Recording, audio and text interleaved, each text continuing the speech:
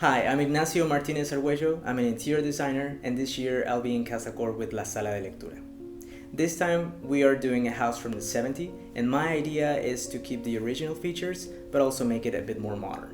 On this video I'll show you the tips and tricks before and after and some of the inspiration that goes behind the entire process. Shall we begin?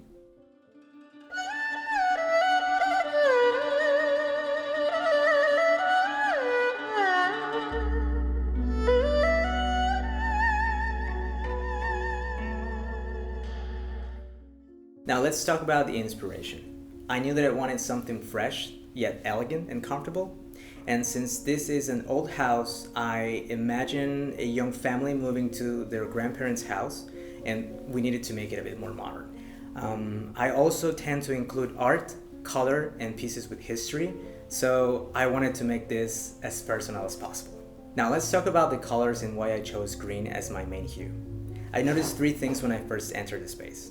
The first was the moldings that I immediately thought about, the library green old place, but it was too formal and I didn't want to go for that. The second thing that I noticed was these large windows that we have that kind of connected us to nature. And the third element was a painting that I have from Andy Warhol that I wanted to use for a long time. And it also has these colors and some others that I pulled to play with different elements. And I kept the ceiling light because I wanted to have this kind of contrast to make it more fresh. But overall, I think it was a modern combination that paid homage to the space. Now let's talk about the furniture. I wanted something really comfortable and light to make a contrast with the green on the walls.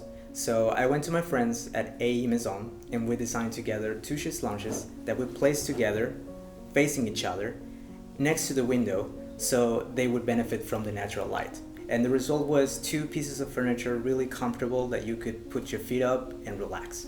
The next stop was to go to El Desvan, which is an antique store here in Lima, and I chose a large round wooden table. It's an English table, really heavy with a lot of presence, and it helped me to ground the center of the space. And also I chose this armchair in a dark, rich green that helped me to counterbalance all of the straight lines from the boiserie. So we have two elements here. We have always the curve and the straight lines, which is something that I use a lot, and it helps me to create a more balanced space. Floor is super important because it takes a lot of space. So I went to my friends at Floor Center and we choose this Midtown Brown that is super versatile. It helps me to decorate and to integrate different colors and different objects around, and it's also super easy to install and scratch resistant. This year I also wanted to work with Helios that helped me back in 2019 in my space in Casa. Now for this time I knew that I had to use something that would create a wow factor, something with impact, and we only had one space where to hang the lamp. So we chose something that was round, just like the round table beneath, and the motif was with leaves, golden and translucent like crystal leaves, so that kind of enhances the organic feeling of the space. Now for the blinds, I kind of have a story. Something special happened because if you remember the house when I first found it, the walls and the curtains have kind of the same color, and I thought that was a bit unusual for that time.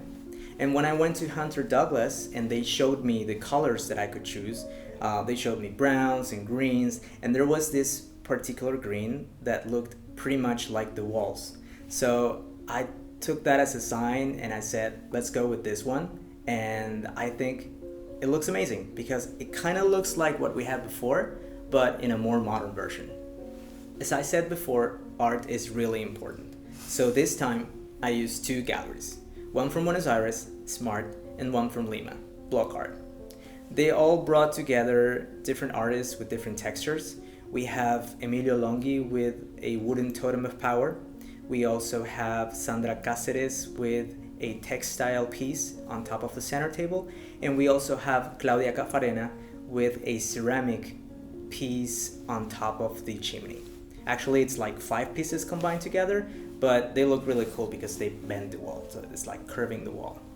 And we also have another Peruvian artist, which is Kevin De La O, whose piece speaks about a young person reading a book.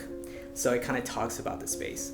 And last but not least, the Argentinian artist Hernan Salamanco has this huge piece, 2 meters by 2 meters, that's called La Ascensión de las Hermanas P, that talks about his late grandmother. So you see there that it kind of has a reference between past and present, and it's kind of the spirit of the whole Sala de Lectura. And since this is a house for the 21st century, I needed to talk about automation. So I teamed up with iSmart, and they helped me to choose the gadgets to control the lights, music, podcast, whatever, you name it, all using an app so I could control it whenever I want and wherever I am. To me, the Sala de Lectura is a very special place where you can just let your imagination go. I do hope that you like this tour that I gave you and hope to see you soon. Bye.